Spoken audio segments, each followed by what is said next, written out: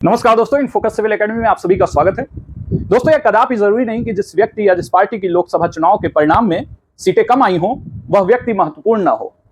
कई बार वह व्यक्ति किंग मेकर की भी भूमिका निभा सकता है। ठीक उसी प्रकार से आपके आरओ मेंस के सिलेबस में एक टॉपिक ऐसा भी है जो अंकीय दृष्टि से भले ही कम महत्वपूर्ण हो, परंतु इसके महत्व को यदि आप एक अलग नजरिए से देखेंगे तो यह निश्चित तौर पर आपकी परीक्षा में सफलता के लिए बेहद ही कारगर साबित हो सकता है। जी हां, हम लोग बात कर रहे हैं पारिभाषिक शब्दावली की, और इससे जुड़ी इसका क्या महत्व है आपकी इस परीक्षा में। आज के अपने इस वीडियो में हम लोग उस पर बात करेंगे। उसके साथ ही साथ इससे जुड़ी कुछ सावधानियां बरतने की हमें आवश्यकता होती है जब हम लोग इसको पढ़ते हैं, लिखते हैं, उस पर बात करेंगे। उसके बाद हम लोग एक ओवरऑल स्ट्रेटजी को समझेंगे कि क्या इसकी स्ट्रेटजी हो सकती है, बुक्स वगैरह हो सकती हैं, और अंततः हम लोग बात करेंगे कि जो किस प्रकार के प्रश्न इस परीक्षा में पूछे जाते हैं पारिभाषिक शब्दावली से, उसके नेचर पर बात करेंगे। क्योंकि यही वो सेक्शन है जिसको यदि हम लोग अच्छे से समझ लिए तो विभिन्न पुस्तकों में जो एक पोथी के रूप में कई सारे अनगिनत प्रशासनिक शब्दावलियां दिए गए हैं, उन सभी को पढ़ने में हम लोग थोड़ा सा फिल्टर लगा सकते हैं, थोड़ा सा यह समझ सकते हैं कि किस प्रकार के शब्द महत्वपूर्ण हैं। तो चलिए शुरू करते हैं। सबसे पहले बात करते हैं इसके महत्व पर। जैसा कि आपको पता ही है कि यह आपकी परीक्षा में 100 नंबर के हिंदी ड्राफ्टिंग वाले पेपर में 20 अंक का यह पूछा जाता है। 20 अंक में यदि इसका भारांक देखें तो कुल मिलाकर 20% उस पेपर में इसका भारांक हो जाता है, और इस दृष्टि से तो यह महत्वपूर्ण है ही। यहां पर ध्यान देने वाली बात है कि जहां यूपीपीएससी के द्वारा आयोजित कराई जाने वाली आरओ की परीक्षा में इसमें 10 प्रश्न पूछे जाते हैं, यानी 5 प्रश्न अंग्रेजी से हिंदी और 5 प्रश्न हिंदी से अंग्रेजी। प्रत्येक प्रश्न 2 अंक का, इस वजह से 20 अंक का यह हो जाता है। तो वहीं यूकेपीएससी यानी उत्तराखंड की आरओ की मुख्य परीक्षा जो अभी होने ही वाली है अक्टूबर में, उसमें यह 20 प्रश्न पूछे जाते हैं, एक एक नंबर के, यानी 20 अंक के। यहां पर जो इसका महत्व है वो इस मामले में बेहद ही महत्वपूर्ण है कि यहां पर जो नंबर मिलते हैं वो बेहद ही सॉलिड प्रकार के मिलते हैं, यानी सॉलिड मार्क्स मिलते हैं। यानी मैथ्स रीजनिंग की तरह इसमें वस्तुनिष्ठता होती है, ऑब्जेक्टिविटी होती है, यानी जो आपने सही लिख दिया उसमें आपको पूरे में पूरे अंक मिल गए। ये किसी भी प्रकार से एग्जामिनर की व्यक्तिनिष्ठता पर आधारित नहीं होता है। यानी एग्जामिनर अगर कठिन कॉपियां चेक करता है, जैसे निबंध में आप देख सकते हैं या फिर संक्षेपण इत्यादि में देख सकते हैं, वहां पर यदि एग्जामिनर कठिन कॉपी चेक करने वाला है तो आपको कम नंबर मिलेंगे। कई बार एग्जामिनर लीनियंट कॉपी भी चेक करता है तो उसमें ज्यादा नंबर भी मिल सकते हैं। कई बार एग्जामिनर का मूड खराब हो सकता है तो वो कम नंबर दे सकता है। यहां पर ऐसा कुछ भी नहीं है। एक बार यदि आपने तैयार कर लिया, एक बार यदि आपने उसको वहां पर लिख दिया, तो उसके बाद आपको पूरे में पूरे अंक मिलने ही है। यानी आपने अगर सही पारिभाषिक शब्दावली लिख दी तो आप उस सेक्शन के नंबर पर अश्योर हो सकते हैं।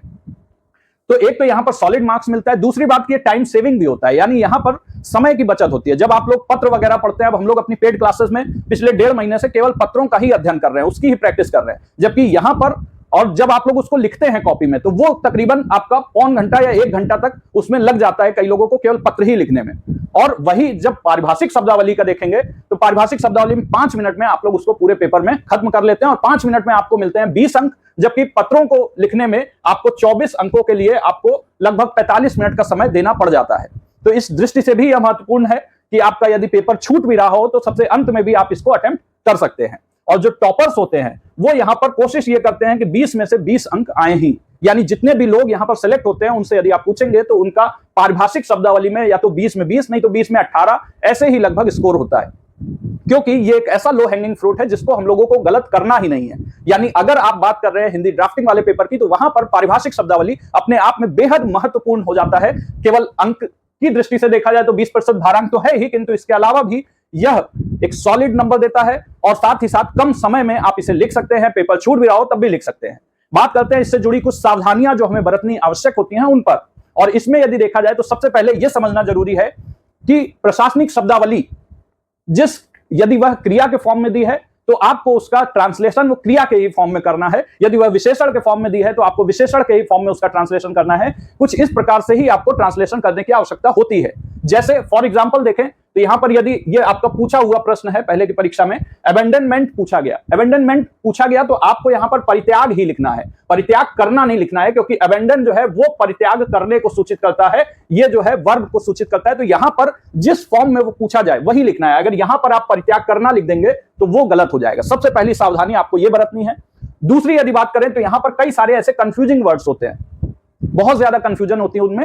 जैसे एग्जांपल के लिए आप सरप्लस ले लीजिए, सरप्लस, ये भी सरप्लस और सरचार्ज एक दूसरे से मिलता जुलता शब्द है। इसी प्रकार से अधिशेष और अधिभार भी एक दूसरे से मिलता जुलता शब्द है। इन दोनों में आप कंफ्यूज हो सकते हैं। ऐसे अनगिनत प्रकार के शब्द हम लोगों को यहां पर देखने को मिलते हैं जिसमें आप लोगों के गलती करने की संभावना बढ़ जाती है। तो इसमें भी हमें खास ध्यान रखने की आवश्यकता है। जो कंफ्यूजिंग वर्ड्स हैं उनको पृथक से चिन्हित करके हमें रख लेना है, याद कर लेना है। तीसरा यहां पर कि वर्तनी और स्पेलिंग पर भी विशेष ध्यान देना है। यानी यहां पर जो आपकी स्पेलिंग होनी चाहिए इंग्लिश में या हिंदी में, जो वर्तनी होनी चाहिए वह पूर्णतः शुद्ध होनी चाहिए। यदि उस स्पेलिंग में आप कुछ गलत करेंगे तो उसका आपको खामियाजा भुगतना ही पड़ सकता है, क्योंकि वो यूं ही आपको 20 नंबर नहीं मिल जाते, उसमें एक एक चीज एक्यूरेट होनी चाहिए। चौथी यदि बात करें तो शब्दों का प्रशासनिक अर्थ ही लिखना है, जो उसका एक्चुअल प्रशासनिक अर्थ होता है वही लिखना है। जैसे सेल, सेल एक ऐसा वर्ड है, देखिए सेल एक ऐसा वर्ड है जिसका हम लोग आमतौर पर मतलब समझते हैं कोशिका, बायोलॉजी में हम लोग पढ़ते हैं और कोशिका ही ज्यादा प्रचलित अर्थ है, परंतु यहां पर अगर हम लोग कोशिका लिखेंगे तो गलत हो जाएगा, प्रकोष्ठ लिखेंगे तो सही होगा। तो यानी प्रशासनिक अर्थ ही हम लोगों को वहां पर लिखना आवश्यक होता है। उसी प्रकार से यदि बात करें इसकी स्ट्रेटजी पर कि कैसे हम लोग इसको तैयार कर सकते हैं, तो सबसे पहले जो काम हम लोगों को करना है वो है कि इससे संबंधित जितने भी पीवाईक्यूज हैं उनको हम लोगों को तैयार कर लेना है। यानी जो भी शब्द अभी तक की परीक्षा में पूछे गए हैं उनको तैयार कर लेना है। ध्यान देने वाली बात यह है कि पीवाईक्यूज यदि आप तैयार करते हैं तो इससे एक तो यह फायदा हो सकता है कि आपको डायरेक्टली वो आपके परीक्षा में रिफ्लेक्ट हो जाए, यानी कई बार प्रीवियस ईयर के क्वेश्चंस भी डायरेक्ट आपके परीक्षा में पूछे जा सकते हैं। तो वहीं इसका एक ये भी फायदा होता है कि अगर डायरेक्ट ना भी पूछे गए तो भी आपको कम से कम ये समझने में हेल्प मिल सकती है कि किस प्रकार के प्रश्न पूछे जाते हैं पारिभाषिक शब्दावली से। तो इससे भी आपको फिर जो जितनी ये लंबी चौड़ी पुस्तक, जितनी भी पुस्तकों में ये खूब सारे प्रशासनिक शब्द दिए हुए हैं, आप थोड़ा सा उसमें फिल्टर लगा सकते हैं अपने स्तर पर, यदि आप पीवाईक्यूज को अच्छे से देख समझ लिए तो पीवाईक्यूज की यहां पर महत्वपूर्ण भूमिका हो जाती है। लेकिन इसके साथ में एक समस्या यह भी है कि पीवाईक्यूज दरअसल आप आरओ की परीक्षा देखेंगे तो उसमें कितने ही ऐसे शब्द पूछे ही गए हैं। अभी तक कुल मिलाकर 5-6 परीक्षाएं हुई हैं और उसमें भी मेंस परीक्षा में जितने शब्द पूछे गए हैं उसके आधार पर आप देखेंगे तो बहुत ज्यादा शब्द है ही नहीं। तो उसके बाद हम लोग कैसे इसको तैयार करें? तो इसके लिए हमारे लिए बेहद जरूरी है कि हम लोग केवल यूपीपीएससी के ही नहीं बल्कि अदर एग्जाम्स जो हैं उन पर भी फोकस करें। यानी यूपीपीएससी के अलावा जिन जिन भी एग्जाम्स में प्रशासनिक शब्दावली पूछी जाती है उन सभी के प्रशासनिक शब्दावलियों को हम लोग तैयार कर लें। यानी अगर आप देखेंगे राजस्थान में ये पूछा जाता है, उत्तराखंड आरओ में पूछा जाता है, हिमाचल प्रदेश में पूछा जाता है, तो उन सभी को तैयार करें। अब ये सब आपको कहां मिलेगा? तो आपको कुछ नहीं करना है, इस वीडियो के डिस्क्रिप्शन बॉक्स में टेलीग्राम ग्रुप का हमारे लिंक है, उस लिंक पर जाना है। वहां पर आपको पहले ही कई सारे ऐसे पीडीएफ दिए गए हैं एक एक पेज के, जिसमें आपको लगभग आई थिंक 8 से 9 पीडीएफ होंगे। उसमें आपको सारे ऐसे प्रीवियस ईयर में पूछे गए पारिभाषिक शब्दों को एक जगह संकलित कर दिया गया है और एकदम लेटेस्ट एग्जाम वाले भी उसमें डाल दिए गए हैं। तो ऐसे में आप लोग चलिए मैं उसमें एक ये भी करूंगा कि आज ही उसको पुनः एक बार कंपाइल्ड फॉर्म में आपके ग्रुप में डलवा दूंगा, तो आप लोग उस ग्रुप से उसको जाकर डाउनलोड कर सकते हैं, फ्री ऑफ कॉस्ट वहां पर अवेलेबल है। उसके बाद यदि बात करें तो यहां पर एक रणनीति हमारी ये हो सकती है कि इसके लिए हम लोग लाइव क्लास में इसका डिस्कशन करें, नोट्स इसके आपको अवेलेबल हो जाए और टेस्ट के माध्यम से आप इसमें अपनी जांच भी करते रहें।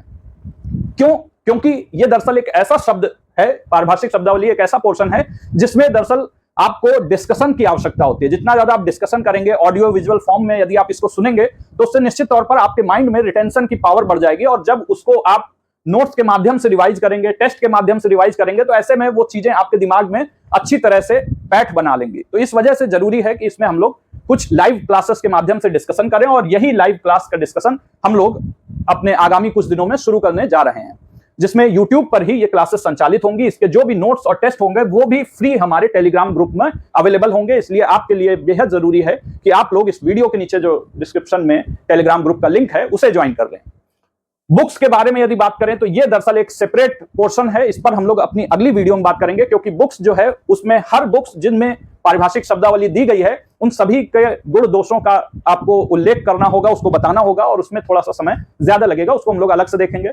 आज समझते हैं कि ये नेचर ऑफ क्वेश्चंस, यानी जो क्वेश्चन पूछे जाते हैं वो दरअसल कितने ज्यादा उसको हमें समझना बेहद जरूरी है। देखिए पारिभाषिक शब्दावली का जो महत्व हम लोगों ने यहां पर पढ़ा था, ये सभी महत्व तो आपके परीक्षा की दृष्टि से हैं, लेकिन इसके अलावा भी यदि आप देखें तो ये हमारे जिस पद की हम लोग तैयारी कर रहे हैं, जिस पर फाइनली हम लोग सेलेक्ट होंगे, उस पद के लिए भी, यह प्रशासनिक कार्यों के लिए भी बेहद ही महत्वपूर्ण होते हैं। यानी केवल यहां पर अंक पाने के लिए नहीं बल्कि उसके आगे जो काम करना है, जैसे पत्र लेखन हो गया, पत्र लेखन वाला ही काम हम लोगों को आगे करना है, इसलिए उसको समझना बेहद जरूरी है। उसी प्रकार से प्रशासनिक शब्दावली भी ऐसा ही है कि वहां पर हम लोगों को इसे जानना बेहद जरूरी है। और इसी वजह से हरदेव बारी साहब अपनी राजकाज की हिंदी नामक पुस्तक में कहते हैं कि हमारे दरअसल पाठ्यक्रम का एक दोष ये है कि हम लोगों ने हिंदी में दरअसल केवल 8th 9th 10th 11th 12th BA, MA हर प्रकार की पुस्तकों में केवल और केवल साहित्य संबंधी हिंदी को ही डाला है। यानी कुछ एक आप कहानियां पढ़ लीजिए, कुछ एक उपन्यास पढ़ लीजिए, कुछ एक कविताएं पढ़ लीजिए, उसके आधार पर उनके लेखकों का परिचय पढ़ लीजिए और इससे आपका हिंदी जो है पूरा तैयार हो जाता है, आप हिंदी की परीक्षा पास कर लेते हैं। ऐसा लगता है कि जैसे हिंदी का पाठ्यक्रम सभी व्यक्तियों को साहित्यकार बनाने पर ही आमादा है, जबकि साहित्य जो है वो एक जन्मजात प्रतिभा होती है जिसके लिए साधना की भी आवश्यकता होती है। उसमें कार्यत्री प्रतिभा, भावयित्री प्रतिभा इत्यादि का होना, उसके पश्चात पर्याप्त अभ्यास करना भी बेहद जरूरी होता है साहित्यकार बनने के लिए। तो इस वजह से उनका यह कहना है कि हम लोगों को प्रयोजन मूलक हिंदी का प्रयोग को पढ़ाना चाहिए।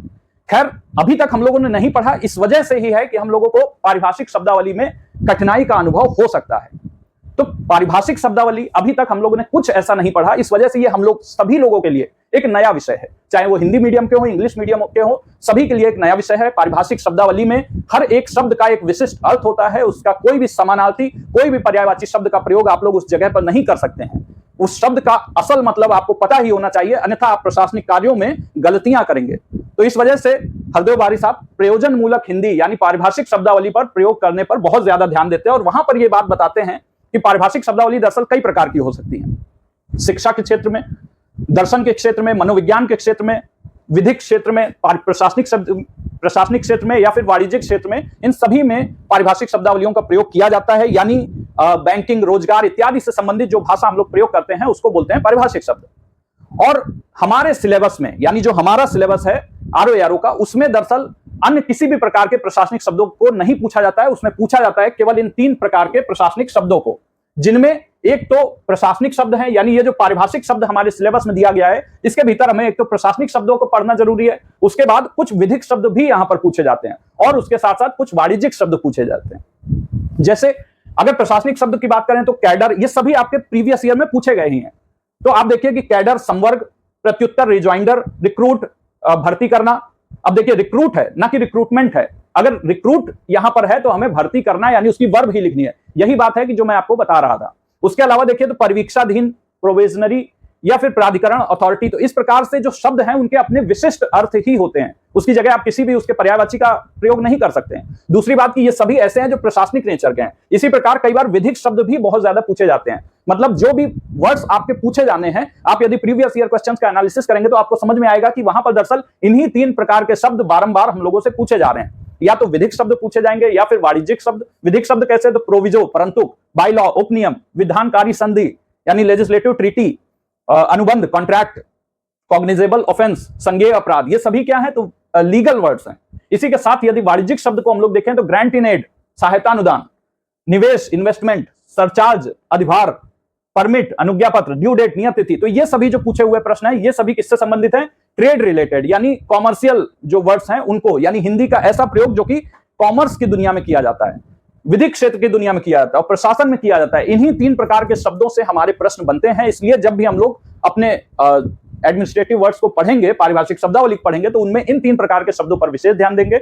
इसमें भी यदि आप लोग PYQ का एक बार अच्छे से गो थ्रू हो लेंगे तो उससे आपको समझ में आ जाएगा कि कौन कौन से या किस किस प्रकार के शब्द ज्यादा महत्वपूर्ण है। कई बार होता क्या है कि हम लोग एक तरफ से बुक को उठाते हैं और सारा पढ़ते हुए चले जाते हैं। उन सभी को पढ़ने की आवश्यकता नहीं होती, क्योंकि उतना ज्यादा जब आप पढ़ेंगे तो मोर स्टडी मोर कंफ्यूजन। तो इस वजह से जितना ज्यादा आप पढ़ेंगे उतना ही ज्यादा आप कंफ्यूज्ड भी होंगे, और ये चूंकि पहले से ही कंफ्यूजन यहां पर क्रिएट करने वाला टॉपिक ही है, इस वजह से भी हमें जरूरी है कि इसमें हम लोग अपने सोर्सेस को लिमिटेड करें, अपने जो भी इसके टॉपिक्स हैं उनको लिमिटेड करें, प्रश्नों को समझें। और इसके लिए अपने अगले वीडियो में हम लोग बात करेंगे कि इससे संबंधित कौन कौन सी मार्केट में उपलब्ध बुक्स हैं जिनका हमें अध्ययन करना है, कौन सी बुक सर्वश्रेष्ठ हो सकती है। इन सभी पर हम लोग जल्दी ही बात करेंगे और उसके बाद लाइव क्लासेस हमारी शुरू होंगी जिसमें हम लोग पारिभाषिक शब्दावली, मुहावरे इत्यादि पर बात कर रहे होंगे। तो बहुत बहुत धन्यवाद आज के वीडियो के लिए। नमस्कार।